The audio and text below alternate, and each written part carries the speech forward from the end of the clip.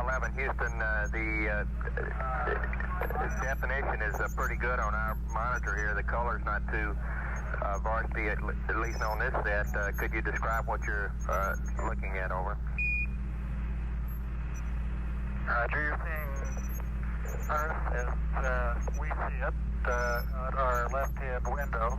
It's a little more than a half Earth. We're looking at the eastern Pacific Ocean. In the north half of the top half of the screen, we can see North America, Alaska, United States, Canada, Mexico, and Central America. South America becomes invisible just off beyond the terminator or inside the shadow. You can see the oceans with a definite blue cast. See white bands of major cloud formations across the Earth, and can see coastlines. Pick out the western U.S., San Joaquin Valley, the Sierra Mountain Range, the peninsula of Baja California, and can see some cloud formations over southeastern U.S. There's one definite mild storm southwest of Alaska. Looks like about 500 to 1,000 miles. And another very minor storm showing the south end of the screen near the, a long way south of the equator, probably 45 degrees or more south latitude. Pick out the browns in the landforms pretty well. The greens do not show up very well. Some green showing along the northwestern coast of the United States and northwestern coast of Canada.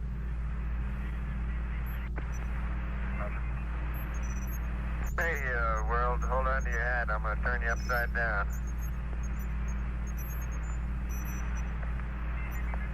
11, that's a pretty good roll there.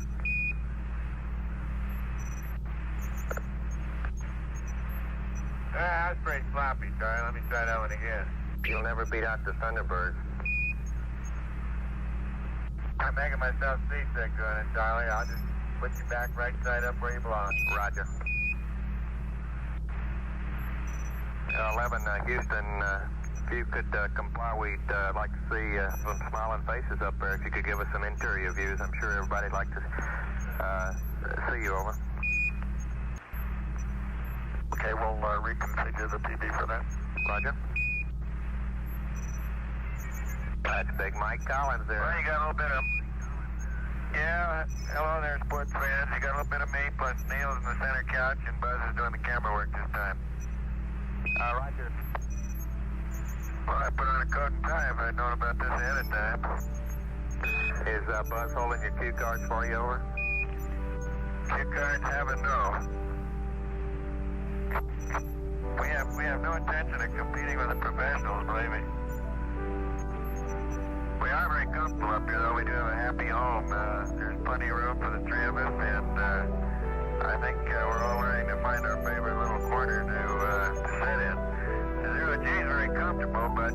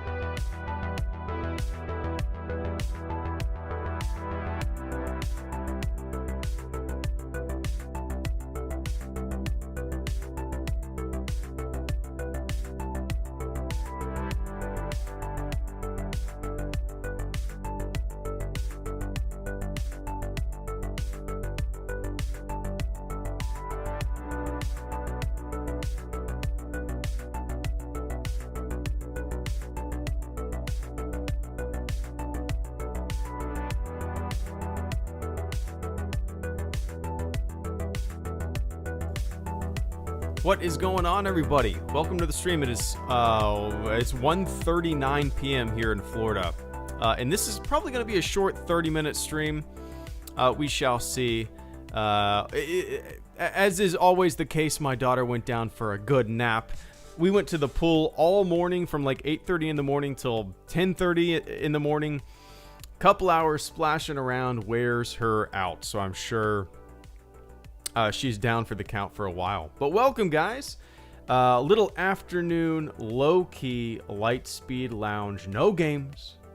Just hanging out, listening to some tunes, and shooting the shit. Welcome, one and all. Good to see everybody. And Amandoade, thank you so much. I almost missed it. It was one little tick away from being off of my screen. I did not have the headphones on, so I did not hear the notification.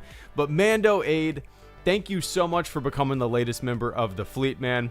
I appreciate the hell out of it. I don't know if you know this, but you get a special role in the HelloGreedo Discord server. There is a link to that server in the description below.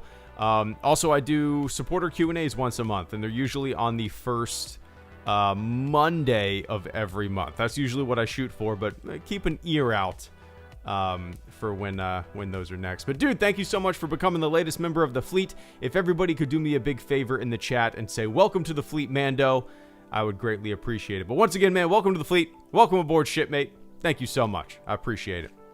Let's see. Favorite NFL team? What's up, Orange Crush? I'm assuming yours is the Broncos.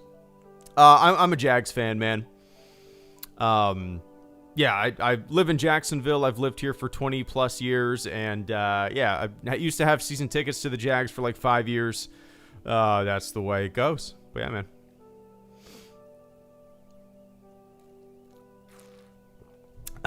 There we go. Let's see. What's up, Vince? Good to see you, man. Let's see. Sorry, guys. Closing some stuff out that apparently I still had open from the last time I streamed. Oh, Old Republic is on Steam now. I see you say that there, Vince. Let me see. There's really no reason. I mean, I wonder why all of like the Star Wars games, all of the yeah, I wonder why all of like the EA games are going towards Steam now. Are they going to be like I have no information as to why, but like, why would you like Ubisoft has their own platform, right?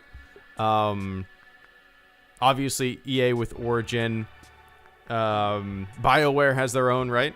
For Fallout, or not BioWare. I don't know, but it's like every developer or publisher has their own massive iTunes of video games, right? I wonder why EA is kind of feeding their stuff into Steam now. It's interesting. I'd love to play that again. It's been a long time. I probably haven't played it since my daughter was born a couple of years ago.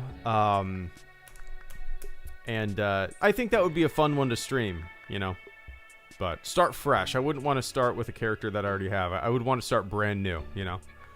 Yeah. What's up, Wayfez? I'm re-downloading it. Nice. Yeah, I probably don't have enough hard drive space to download it, to tell you the truth, right now. Oh, I have 102 gigs free on like the main hard drive that I use for games and videos and stuff, so that should be plenty. I installed GTA 5. That takes up a pretty good chunk. But the biggest thing, I don't know if you guys have an issue with hard drive space. I have a lot of hard drive space. I have 3 2TB hard drives, internal, and then 1 SSD that's only like 200 gigs. But when it comes to making videos, the gigs just rack up really quick, you know? And then I'll have to drag a ton of videos over to an external hard drive where I just keep, you know, all of my old videos for the sake of it, and delete them off of my computer. But it racks up quick, man.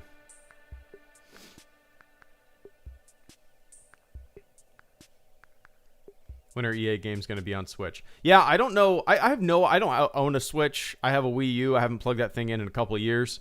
And it's interesting what translates to Nintendo systems. I'm sure for the most part, the biggest setback is the hardware, the capability of the console, right? That's why when you play Madden on an Xbox or a PlayStation or something like that, and then you play it on a Wii U or whatnot, it's very different, you know. So, I don't know. Well, Filoni will be helping her on the show. She will be true to character. Yeah, I'm not worried about that. Honestly, I saw who said that. Something about they're worried that Ahsoka's character in Mandalorian season 2. I mean, shit, they made season 7 of the Clone Wars, right? Ahsoka was on brand. They made Rebels. Ahsoka was there. The Ahsoka novel was fantastic. So everything that they've done since acquiring the franchise with that character, I think, has been great. So yeah, we'll see if she is even in The Mandalorian. Obviously, if all the rumors are true, she will be. I don't necessarily want that. You guys know my feelings about The Mandalorian, but yeah.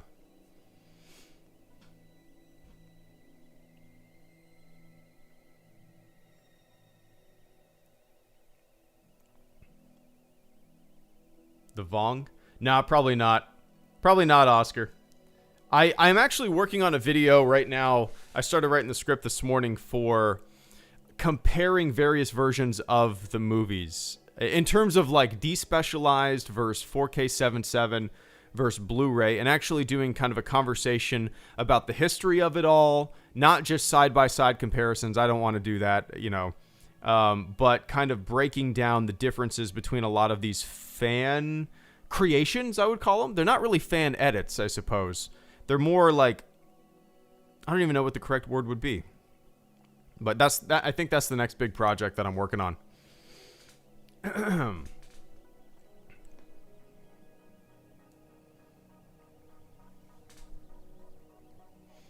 Are you excited for the Cassian Andor show? If you don't mention the Cassian Andor show, I completely forget that is a thing that is going to exist. No, I'm not excited for it. It could be a surprise hit to me. It could be something that just completely takes me off guard and I end up loving. I don't know if you know this, but I'm not a fan of Rogue One. It's one of my least favorite Star Wars movies. And like Cassian Andor, I mean, a show could be cool, but in terms of something that like I'm looking forward to, not really. Obviously I'm going to watch it, but it's, you know, I'm very hopeful. I think that attitude, that kind of meh feeling about a show is maybe one of the best feelings or attitudes to go in with, because your expectations are so low, and maybe it'll just kind of be a surpriser, you know?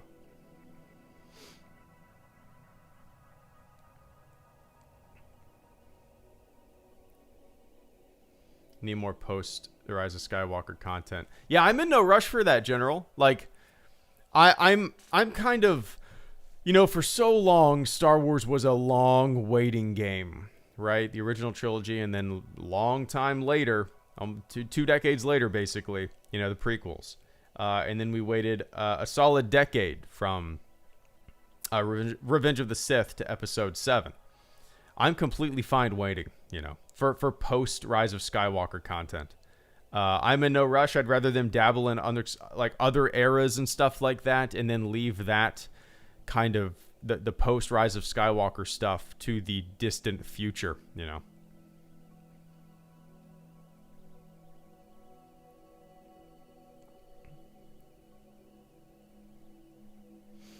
I honestly would love the show to stay simple, new characters, new places, maybe same planets, but would prefer no returning characters like Ezra or Ahsoka, or even Boba, Owen Fett. Yep, I'm 100% with you. I've been saying that since, like, forever, since even before The Mandalorian with the sequel trilogy. You know, that's kind of my my outlook on a lot of this stuff, and it is a massive outlook when it comes to The Mandalorian. That's what the show is that's why the show is so special to me. It's like just completely new characters, new scenarios, nothing we're familiar with, and that's kind of the bread and butter of what I want the future of Star Wars to look like, you know. As much as I like the character of Ahsoka, I've liked her in every single thing I've seen. I loved the Ahsoka novel. I don't want, you know, I don't want familiar faces to be in a show that is just such a kind of a standalone gem, you know. But yeah.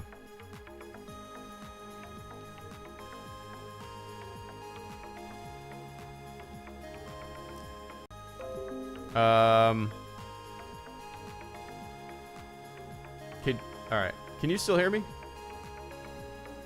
All right. If you guys can still hear me, let me know in the chat. It said my streaming software disconnected. Hopefully it was a little quick hiccup.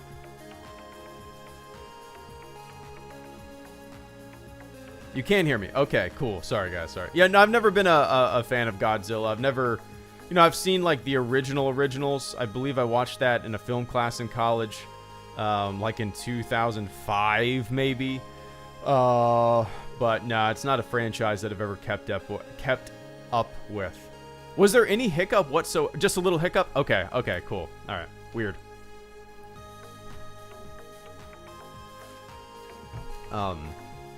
We'll test the delay in a second there.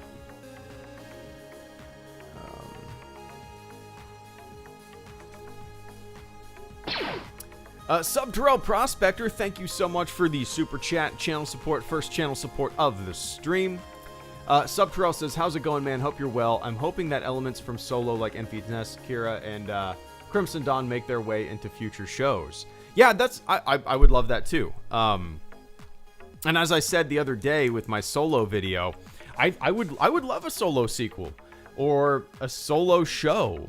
Get Alden Ehrenreich in there. I would love to see more adventures between, you know, the duo, the Han and Chewie duo. I think when it comes to that criminal syndicate, Subterrell, there's a lot of fun stuff to unpack and explore there. And you know, there obviously would be some familiar faces, but they're not uber familiar for the most part, right? They could still downplay it and make it introduce so much more new stuff. I love the idea. That is kind of what I love about Star Wars. That, you know, that the blasters, the bounty hunters, the smugglers, the criminal underground. I love that stuff. And if they were to kind of... I would love it to be live action. I want more Star Wars live action shows. But if they were to, you know, explore all the elements that you just brought up, the birth of a rebellion, basically, you know, Enfys Nest and all that stuff, I think it would be really interesting. I think that's kind of a section that they definitely could mine.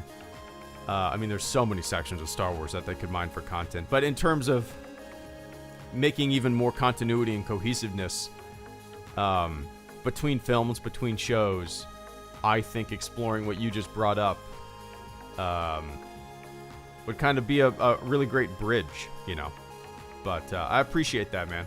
Yeah, it's kind of funny. I always push for new, right? Subterrell. And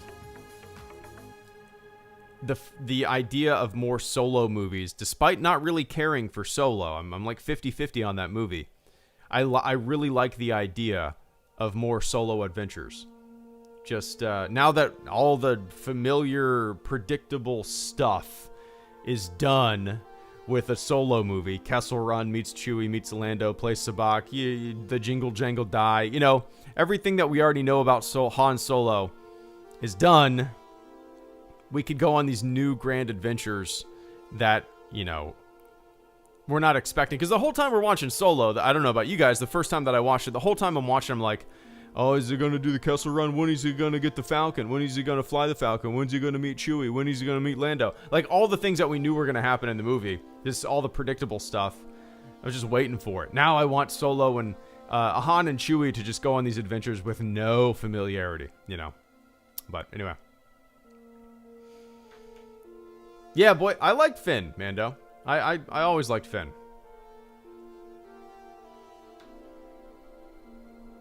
That could be true, Nathan.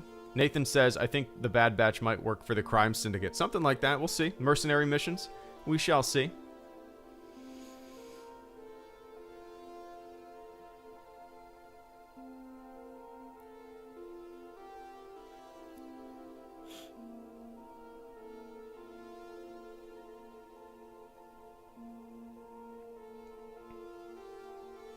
Did anyone hear that John Boyega was done with Star Wars? Yeah, Jesse. Yeah, I mean, that's kind of expected. I don't know why people are that caused such a big like rift and ripple on the internet.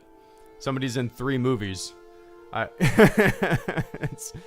mean, Yeah, Ewan McGregor's been done for a long time. He's coming back 20 years later. it's, that's what being an actor out there means. Diversifying your portfolio, right? You want John Boyega to be on the Comic-Con autograph circuit for the rest of his life? Or do you want him to act in new cool shit, right? I think he wants to do the latter.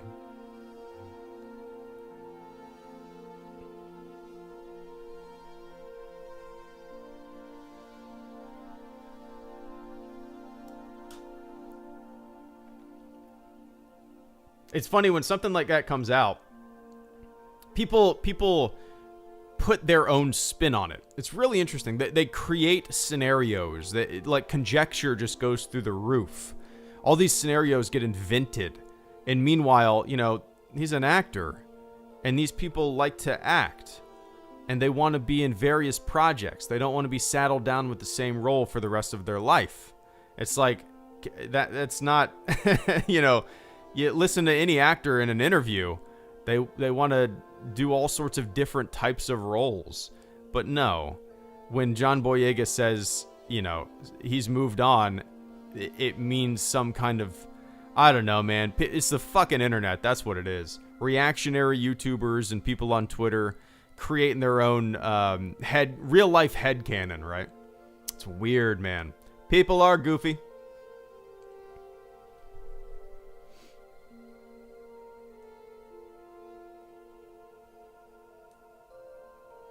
Ewan seems to always have a much more enthusiastic attitude. Yeah, Sapity, it's interesting because I think I attribute social media to a lot of people's so Ewan McGregor obviously wasn't on social media for like 20 years in the prequel era, right? He didn't sit there and just get all this shit spewed at him 24/7. He wasn't trending on Twitter. So it's like we live in a completely different world. And maybe if John Boyega was in 1999 in a Star Wars movie, we would think that his attitude, his outlook would be more enthusiastic too, just because we wouldn't have heard from him as much. You know what I mean? Now we have all these actors, all these actresses at our fingertips, and we can hear everything every thought they want to throw out into the world gets projected, and people take it, and spin it however they want. It's just a very different world. I'm sure his enthusiasm hasn't always been there. But no, I completely feel what you're talking about.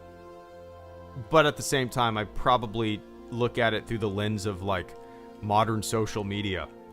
And yeah, I don't know, which is one of the biggest problems I think we have. Anyway, Oscar Rodriguez, thank you so much for the channel support, man. Oscar says, for you and the audience, if you could change the title of the 9 Skywalker films, what would you call them? It doesn't have to be all of them, just some. Oh, that's really tough. Golly. I would see A New Hope, Empire Strikes Back, Return of the Jedi. Just there. They're out there. Boom. They're simple. As is Attack of the Clones. Boom. Simple. Revenge of the Sith. Boom. Simple. The Phantom Menace. There's a lot of villains, one sec. But who would you say is the biggest douche nozzle in a galaxy far, far away? What's your favorite cocktail, Greedo? You have good ideas. Nice. Get your SWVR experience. Vince Wynn, thank you so much for the generous super chat and channel support this afternoon, man. I greatly appreciate that. I almost said I Greedo appreciate that because I was looking at the word Greedo. Give me one sec, man. Give me one sec. So, yeah. Oscar, I don't mind The Phantom Menace as a title. I think just because, it came out in 99, I watched it when I was 13. I've lived with it for so long, and it's just kind of stuck with me. I don't know, golly. Maybe, I think, honestly, that would be the only one that I would change if I was pressed to change it. I don't know what I would change it to. It's, because, yeah, you look at all of the other Star Wars films, like I said. A New Hope. Simple. Boom. Great. It's there. Empire Strikes Back. What is the Empire doing? It's striking back. Return of the Jedi. What is the Jedi doing? It's returning. Attack of the Clones. The clones are attacking. Revenge of the Sith. The Sith are getting some revenge. The Force Awakens. The Force is awakening in somebody. The Last Jedi. It is the Last Jedi. I will not be the Last Jedi. Blah, blah, blah, blah, blah. The Rise of Skywalker. That's a little ambiguous. if you think about it. But yeah, the Phantom Menace is the only one I feel like, just rattling them off like that doesn't really have that same definitive, just kind of simple title, you know. I don't know what I would call it though. Trade disputes. Trade disputes. I don't know what I would call it. What do you guys think? So yeah, anyway, Oscar, I appreciate it. The only one that I would probably change is the Phantom Menace in terms of title.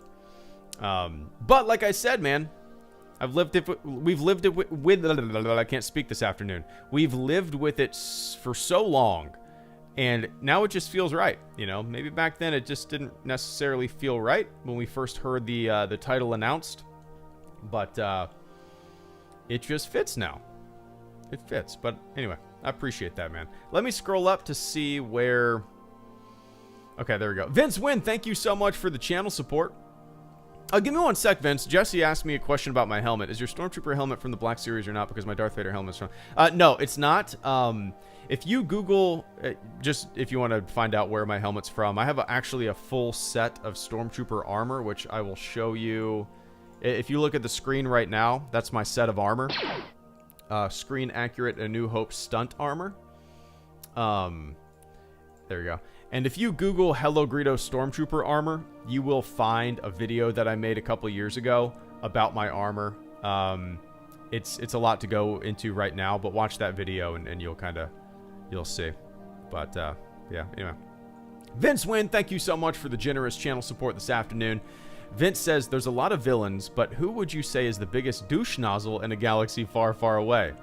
What's your favorite cocktail, Greedo? You have good ideas. Pitch a Star Wars VR experience. McClunky. Nice. The biggest douche nozzle. Oh, man. I was going to say probably somebody from the Clone Wars. But I'm having a hard time thinking of, like, annoying douchebag characters.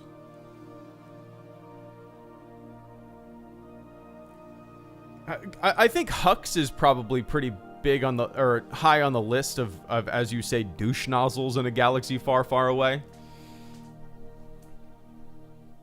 Episode 7, Episode 8, and then Episode 9, he's like, you know, he's the spy. I think he's always been a pretty big douchebag. That's my answer. My favorite cocktail, though, Vince. If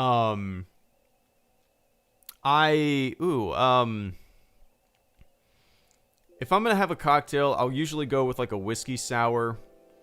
I prefer drinking scotch or whiskey on the rocks or neat. But if I have a cocktail, it's like a whiskey sour, or we've been growing our own mint. And we'll make mojitos. They're damn delicious. We make some simple syrup on the stove. Really easy to do. Actually, on Instagram, I posted a video maybe a couple months ago of me making mojitos. And yeah, it's like such a refreshing summer drink. So those two definitely. Yeah, mojitos are hard to beat. Or... hurricanes are pretty good. When I was on deployment and we went into Panama every once in a while, just to get a burger or something like that, we would go to the Hard Rock Cafe in Panama, down in South America, Central America, and I would order hurricanes all the time. I came home with like 4 Panama City Hard Rock Cafe hurricane glasses because you got to keep the glass. So, yeah. But my go-to if I'm at a bar is usually a whiskey sour, something like that. But anyway, and pitch a Star Wars VR experience. Ooh, honestly, man, the Star Wars VR experience that I've been talking about for a long time is almost identical to just a Squadrons type game that we're going to be getting, a pilot game.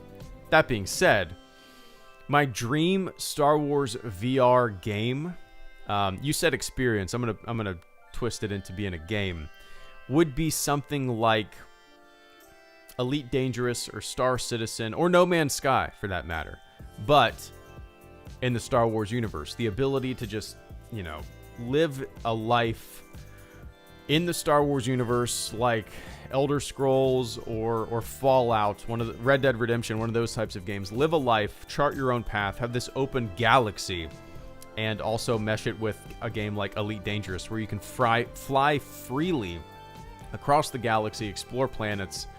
To me, an open galaxy game like that in the Star Wars universe would just be, you know, mind-blowing. You're not just playing a Star Wars game, you're living a life in the Star Wars universe. And I think something like that, like when I think of that idea, it's such a no-brainer. Like, why wouldn't they make something like that? Then again, the logistics of it and making it is probably so difficult. But hey, it's EA, right? Endless resources. Let's do it to it. But I appreciate that, man. And Andrew Harris, thank you so much for the channel support as well. Hello, HG. I love the streams. They help me sleep and drive. Stay safe down there in Florida. We're trying to, man. People are fucking it up. No leadership. Complete lack of leadership. Gotta love it. But, yeah, man, I'm glad you dig the streams. They're always fun. Hanging out in the Lightspeed Lounge or playing some games. I don't know how you sleep to a live stream or a podcast for that matter. I can't do any, the only things that I can do while I listen to somebody's live stream or listen to a podcast or somebody talk, the only things that I can do are like shit around the house or mow the lawn. If I try to write a video, no way. If I try to sleep, good luck.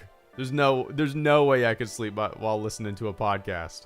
But yeah, man, I'm glad you enjoy it, man. And I greatly appreciate the channel support this afternoon. And I will keep these streams up. They're enjoyable. And Ian Fox, thank you so much for the channel support. Ian Fox simply says, hello, Greedo. Well, hello right back to you, Ian. Hope you're having a good day. It is the afternoon where I am. And if my daughter is still asleep when this stream is over, I don't know what I'm going to do. I think I'm going to work on either this video for an hour and then work out, or work out and then work on this video for an hour. We shall see. We shall see. Like I said at the beginning of the stream, I took her to the pool for a couple hours this morning, and that usually just completely wears her out. I think she's down for a good nap. So, anyway, I appreciate that, Ian. And Quad Cards 12, thank you so much for the channel support as well. I got a Masterwork 1-to-1 Anakin to Obi-Wan prequel auto. I don't know what that means. Let me look this up. I have to type this into Google. I'm assuming that's like a bust or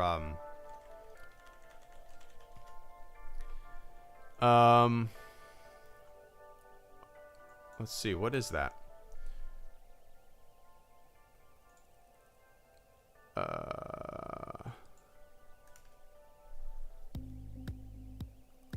Let's see. Somebody in the chat, let me know what that is.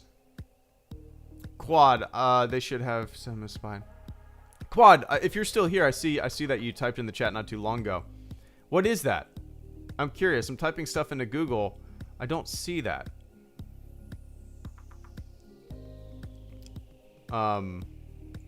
Let's see. 1-to-1 Anakin Obi-Wan. Let's see. It's got to be like a bust or a figure set or something, right? Oh, Star Wars Masterwork Topps card.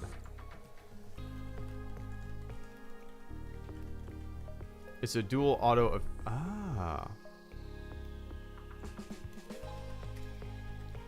I see. I'm looking... I think... are they on Mustafar and Anakin vs. Obi-Wan, Star Wars Revenge of the Sith? Card 102? Sold out?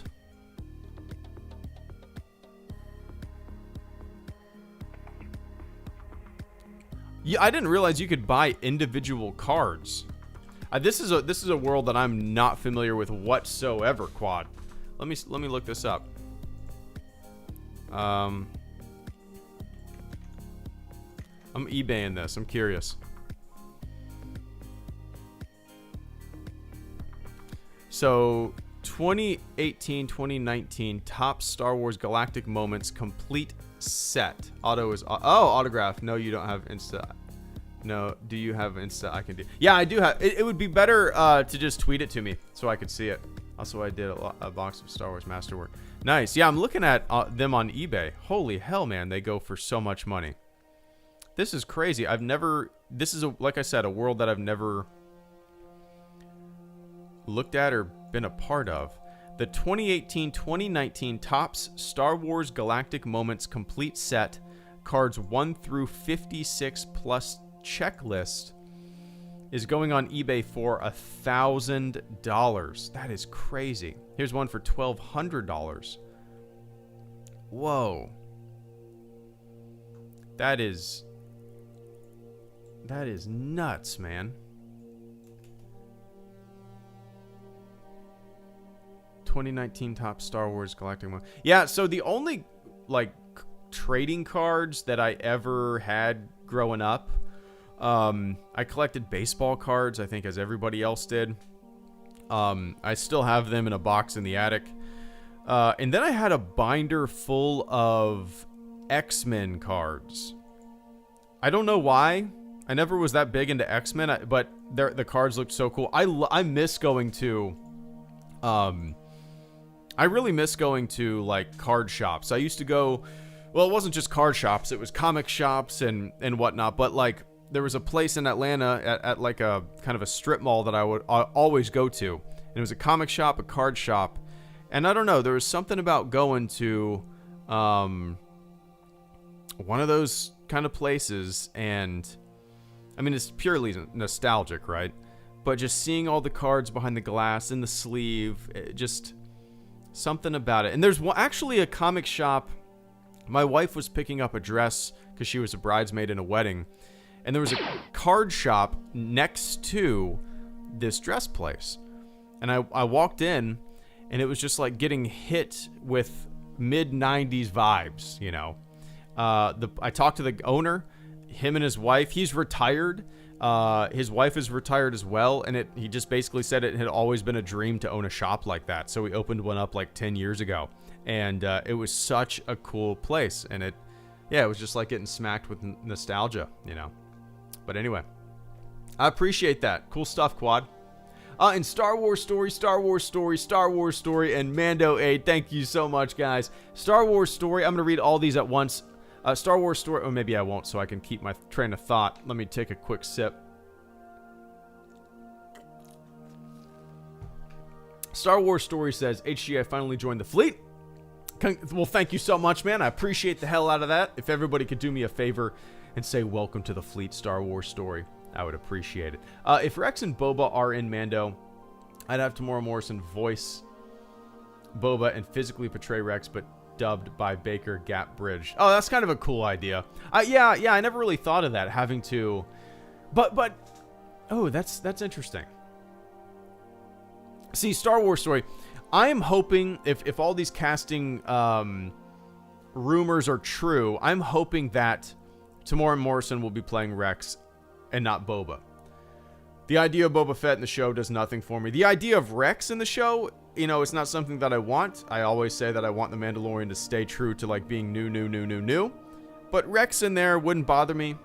Or it doesn't even have to be Rex. Tamora Morrison could just be playing a clone, right? To me, that's more plausible. Just a random clone in the Outer Rim. I don't know. Doing something, right? That would be cool. I think that would be kind of cool, and it would definitely fit. It would be familiar, but at the same time, you know, there's a lot of clones, and an old clone living a life would be kind of interesting. It'd be kind of interesting to think about, or to see even, you know. So, yeah, Star Wars Story. That's not a bad idea if they're both going to be in there. I hope not, but yeah, bridge that gap. And Star Wars Story, once again, not Star Wars related, but what are your thoughts on the flood of women coming forward and accusing Adam Sandler of making terrible movies? Is this a joke? I've never heard of this. Adam Sandler news. Shit. The baby monitor is beeping. You're going to be hearing it for the next 15 minutes or so. Forgive me. I don't know if you could even hear it, but yeah. Adam Sandler. I think you're joking because there's no news in it. But Adam Sandler movies, I've never seen anything like past Little Nicky. Let me look this up. Adam Sandler IMDb. But for me, man, like I grew up watching.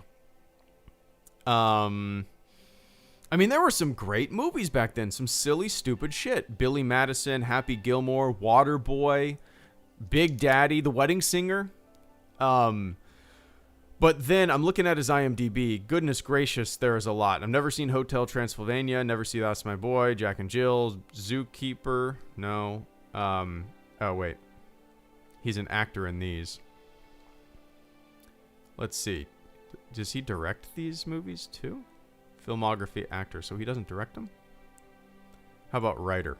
Okay. He wrote Billy Madison, Happy Gilmore, Waterboy, Big Daddy, The Peeper, Little Nicky, 8 Crazy and Grown Ups 2, Jack and Jill, Hotel Transylvania 2, Sandy Wexler. I've never seen most of these. So like the ones that I just listed, Waterboy, Big Daddy, Billy Madison, Happy Gilmore,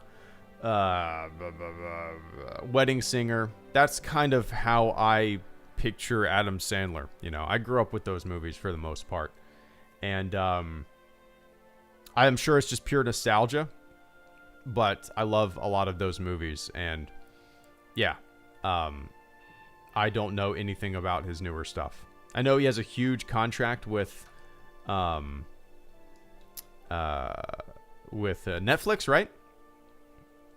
But yeah, other than that, I'm not too sure. Don't really have much time to watch Adam Sandler nowadays, unfortunately. Or maybe fortunately.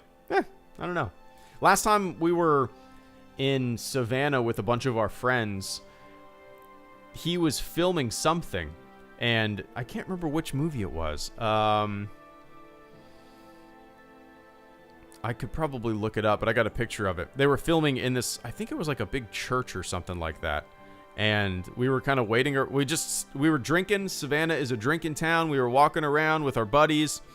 And what the hell? Adam Sandler production right here? And we just kind of walked around the building, saw all the trailers and stuff like that. It was weird. It was weird. But anyway, I appreciate that, man. And Star Wars Story, once again, episode 2 was shot digitally and can't be upscaled to 4K. Yeah, that I weren't all of the one sec. Man, spam phone calls, dude. I don't get it. Then I Google this number and let's see what it is. Oh, Miami. I don't know a soul from Miami. I don't know. Go to hell, spam. But yeah, I think that was the case for all the prequels, right? Right? It's very different than shooting on film, where like a 35 millimeter print, I believe, can go up to 8K. A 70 millimeter print, I believe, can go like to, I don't know, 15K or so. I mean, the resolution on actual film negatives are outstanding.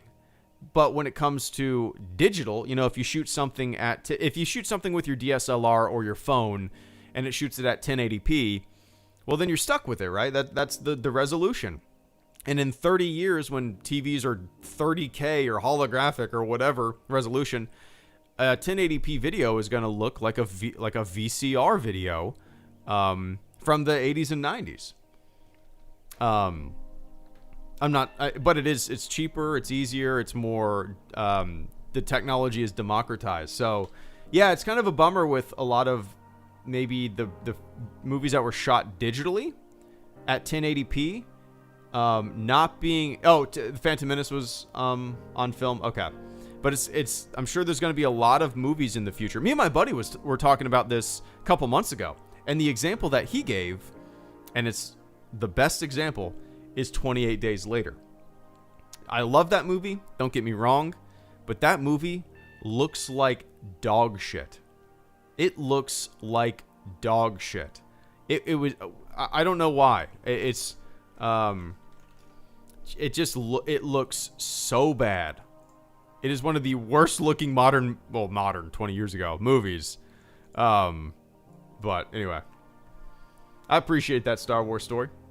And Mando Aid and Vince Wynn, thank you so much for the channel support, guys. And then I'm gonna jet after this because I gotta plug in this baby monitor because it is beeping and it's about to die.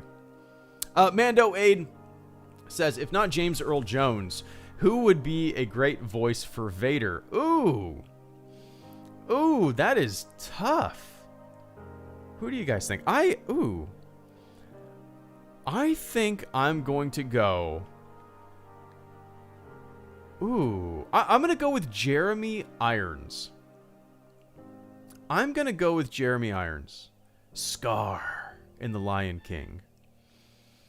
I'm going to go with Jeremy Irons. He has a solid. He had kind of he has a menacing voice when he wants to have it, and it's very similar to kind of James Earl Jones' cadence. And it's like James Earl Jones, you hear him talk and you know, you hear him be Vader. It's not outright evil. It's not evil man voice, right? Jeremy Irons could play that easily too. So yeah, Mando. I'm going to go with Jeremy Irons. If not James Earl Jones, I'd throw Jeremy Irons in the voice role of Darth Vader. But yeah, anyway, I appreciate that, man. Let's see here, Quad. Quad, what's your Twitter handle? I'll look. I'll have to search for it because I have my Twitter set up to where I don't see notifications from people that have not like confirmed their phone number or their email. That alleviates a lot of bullshit spam that I get.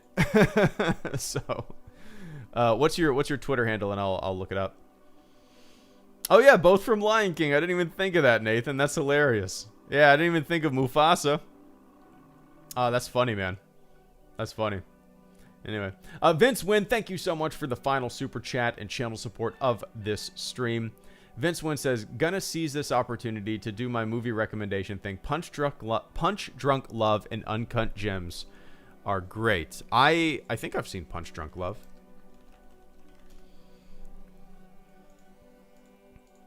Or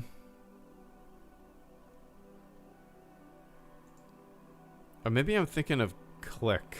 Is that a movie? Okay, I don't think I've seen this. And I haven't seen Uncut Gems either. Yeah, I remember on our little trivia. Oh, here we go. Oh, nice. I see it. Quad. Here you go, man. Thanks for let's see. That is cool. Signed by Ewan McGregor. Signed by Hayden Christensen. That is sharp. You have received an authentic dual autograph. That is worthy of framing and putting on the wall, my friend. That is really cool. That's badass, dude. The only autographs that I have are, I have a David Prowse autograph, the man in the Darth Vader suit, and I also have a Marie d'Aragon, one of the people that played Greedo. I have an autographed Greedo action figure. Those are the only two Star Wars autographs that I have. I think you win. That's cool, man. But yeah, Vince, I haven't seen either of those, I don't think. I definitely want to see Uncut Gems. But yeah, like I was saying, for whatever reason, some Adam Sandler movies got brought. Oh, I know why. It was my night to host trivia a couple months ago with my buddies over Zoom. And one of my categories was name what movie this is from. And I had like 8 movie clips and I played them for my buddies. And one of them was Now You Will Go to Sleep, or I Will Put You to Sleep. You're in my world now, Grandma. That's from Happy Gilmore. And then we started talking about Adam Sandler. But anyway, I appreciate that, Vince. Eventually, I'll see Uncut Gems. Eventually. Yeah. And Bearded Emperor, thank you so much for the super chat channel support. I appreciate that. Coming in with a final super chat and channel support of the stream. Adam Sandler's movie, I Pronounce Chuck and Larry, was actually filmed right near where I live, which was so cool. You should watch it. Very funny. Yeah, I think I've seen that too. That's with Kevin James. Maybe I've seen more than I think I've seen. I Pronounce You, Chuck and Larry. Yeah, 15% on Rotten Tomatoes. I'm pretty sure I've seen this. I'm pretty sure. But, like, there's so many Adam Sandler movies that I've never... So many, Kevin James movies, too, that I've never seen. It's kind of funny. Like, me and my wife are never in the mood for something like that. I'm very lucky. She likes... I wanted to see Charles dance as an older Thrawn, but could have seen him as a more menacing collected Vader. British too, which never made sense to me. Star Wars is weird with accents. Grant, thank you so much. I actually had to Google Charles Dance. I never knew this guy's name. Interesting. Give me one sec. But yeah, Bearded. There's so many Adam Sandler movies. But yeah, I'm very lucky that me and my wife kind of like the same types of movies. I gear a little more. There's some sci-fi stuff that she's not interested in, but then there's some other stuff that she likes that I'm not interested in. And then, you know, I think it's important to have your own nights where you consume, or sometimes she'll want to watch something that I'm not interested in, a show or something. And I'll play games with my buddies. Like, she likes a show called Outlander. She's read the books. It's not my thing, probably just because I haven't given it a chance. So we don't often say, hey, let's watch an Adam Sandler movie. But anyway, I appreciate it, man. And Grant Guthrie, thank you so... That's why I don't trust Rotten Tomatoes. Yeah. I mean, like, comedies especially, Bearded. Comedies are just ultimate subjectivity. I mean, dude, yeah, it's crazy. Everybody's humor is different. I'm listening to a podcast right now called, like, The Audio History of The Office. I think that's what it's called. It's hosted by the guy who plays Kevin on The Office. It's great. And just, it's kind of funny to hear them talk about pitching it to networks and how it's difficult to pitch the idea of a show like that. Because back then, you know, you had Friends, you had all these just sitcom shows. And then here they are bringing a show idea to a bunch of networks, showing them the original, you know, the British version. Just doesn't really translate well. And yeah, it's kind of the same thing, right? Grant Guthrie, thank you so much for the channel support. I wanted to see Charles dance as an older Thrawn, but could have seen him as more menacing collected Vader. British too, which never made sense to me. Star Wars is weird with accents. Yeah, it's always really interesting. You know, when was the first time Thrawn ever had a voice? Was it in Rebels? Was it in Rebels? Is that the first time we ever heard him? And so when I read the Thrawn novel, Grant, I honestly read Thrawn with a British accent in my head as I'm reading it. That's what I'm picturing. It's like a menacing, slow, a matter-of-fact voice. I don't know if I've ever heard him speak in Rebels. I've only seen the first season. But must have been some audio drama in the Heir to the Empire. Oh, yeah, that's true. That's very true, Sapity. That's very true. I had a voice in TIE Fighter game. Oh, interesting. I don't remember that. But yeah, Star Wars accents they're always interesting, right?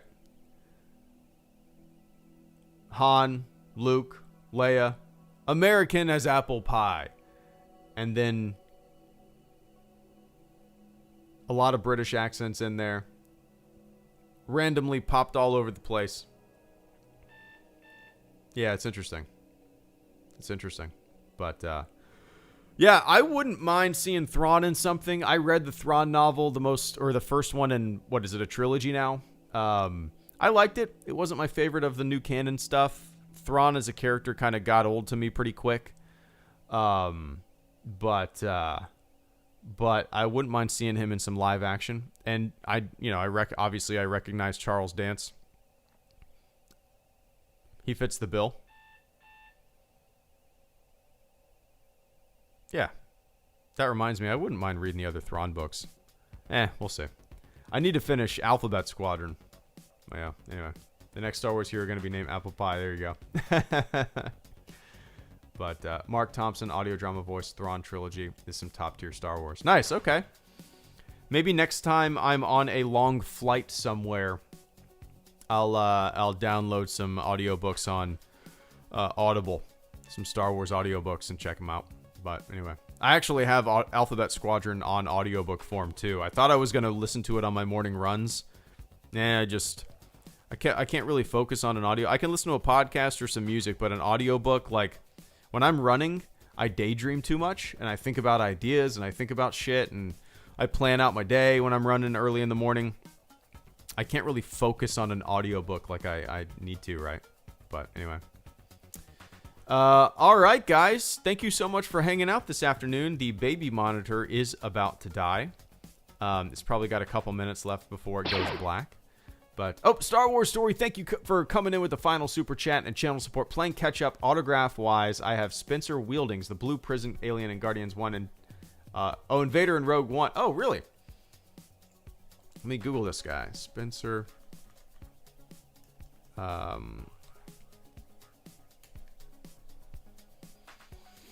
nice.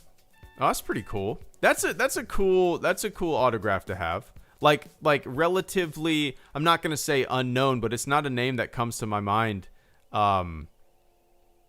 easily. I guess he's probably often made up or covered, right? Oh, that's cool.